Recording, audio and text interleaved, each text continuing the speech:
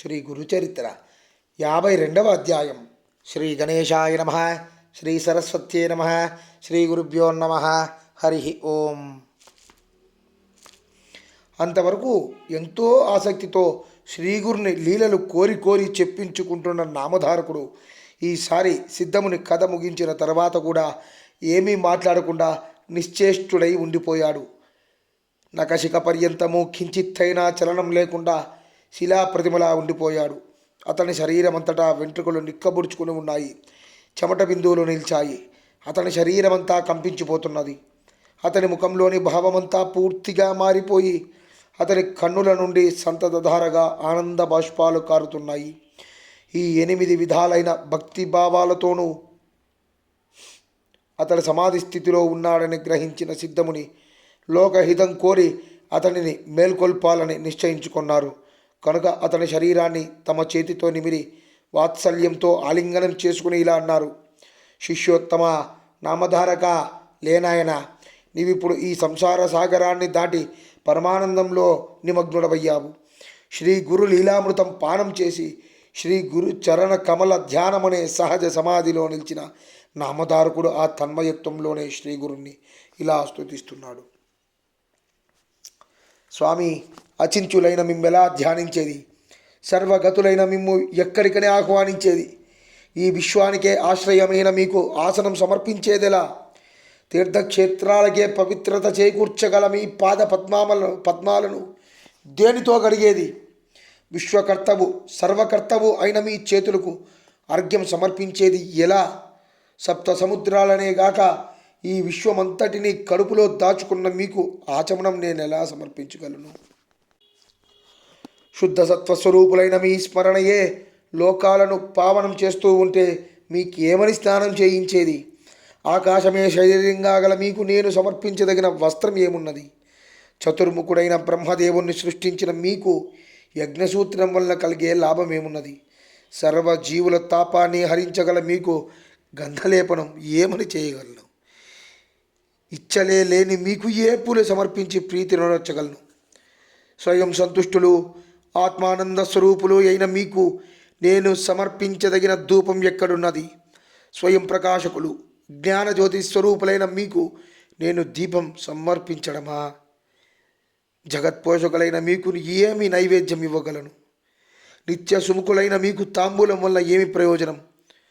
నక్షత్ర గ్రహ గోళాదులే మీకు నిత్య నీరాజనాలిస్తూ సర్వజీవుల హృదయాల్లోనూ మరియు విశ్వం అంతటా ప్రణవోచ్చారణ కొనసాగిస్తూ మీ మహిమను కీర్తిస్తుంటే మీకు నీరాజనం ఎలా ఇవ్వాలో, మిమ్ము ఎలా స్తుతించాలో నాకు తెలియడం లేదు. సర్వగతులైన మీకు ప్రదక్షిణం ఎలా చేయాలి? ఈ నామరూపాత్మకమైన విశ్వమంతా మీ పాదమే అయి ఉండగా నేను ఎక్కడనే నమస్కరించేది?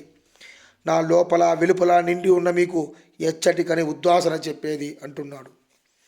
అప్పుడు సిద్ధయోగి ఆనందంతో నవ్వుకొని, నాయనా, నీవిలా అంతర్ముఖుడవై నిశ్చల సమాధిలో నిలిచిపోతే ఈ జగత్తును ఉద్ధరించేదెలా? ప్రజలందరూ ఉద్ధరించబడాలన్నదే శ్రీగురుని సంకల్పం. ఆయన చూపిన మార్గంలో పయనిస్తున్న మనకు ఆయన అభీష్టం నెరవేర్చడమే ప్రధాన కర్తవ్యం. నీవిలా కూర్చుండిపోతే అదెలా సంభవం? కనుక నీవు మేల్కొని శ్రీ గురు చరణాలను స్మరిస్తూ శాస్త్రవాక్యాలను అనుసరిస్తూ ఈ ప్రపంచంలోనే జీవించాలి అని చెప్పి చివరకు అతన్ని మేల్కొల్పారు. నామధారకుడు కన్నులు తెరచి సిద్ధమునిని చూచి, స్వామి, దయామయ, విశ్వాధార, ఈ సంసార సాగరాన్ని భద్రంగా దాటించగల నౌక వంటి వారు మీరు. నా పాలిటి శ్రీ గురువుడు మీరే అని ఆయనకు సవినయంగా నమస్కరించాడు. సిద్ధయోగి సంతోషించి, నాయన, శ్రీగురు కథాశ్రవణమందు నీకెట్టి శ్రద్ధ శాశ్వతంగా నిల్చుగాక. నీవు ఈ గురుచరిత్ర నిత్యపారాయణ చేస్తూ ఉంటే ఇహపరాలు రెండూ సిద్ధిస్తాయి. ఒక శుభముహూర్తాన నీవు పారాయణ చేసే స్థలాన్ని శుద్ధి చేసి రంగవల్లులతో అలంకరించి అక్కడ కూర్చుని మొదట దేశకాలాలను స్తుతించు. అటు తర్వాత శ్రీగురునికి మానస ఉపచార పూజ చెయ్యి. పారాయణ సమయంలో మౌనం పాటిస్తూ మనోవికారాలను శమింపజేసుకో. అప్పుడు దీపం పెట్టి గురువుకు, పెద్దలకు మనసా నమస్కరించు.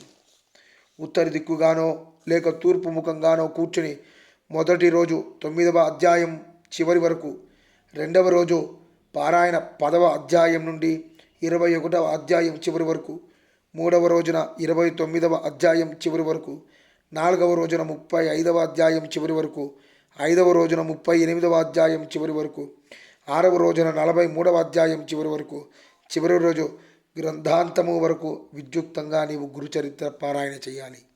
తర్వాత నైవేద్యం పెట్టి అటు తర్వాత సాష్టాంగ నమస్కారం చేయాలి. సప్తాహ పారాయణ చేస్తున్నంతకాలం భూమిపై నిద్రించడమే మంచిది. అది పూర్తయ్యాక యథాశక్తి బ్రాహ్మణులకు భోజనం పెట్టి దక్షిణ తాంబూలాలతో వాళ్ళను సత్కరించాలి. ఇలా నిర్దుష్టంగా శ్రీ గురుచరిత్ర పారాయణ చేస్తే తప్పక గురు దర్శనమవుతుంది. ఇలా చేస్తే సాటి వారందరూ కూడా ఆ భగవంతుణ్ణి సేవించుకోగలుగుతారు.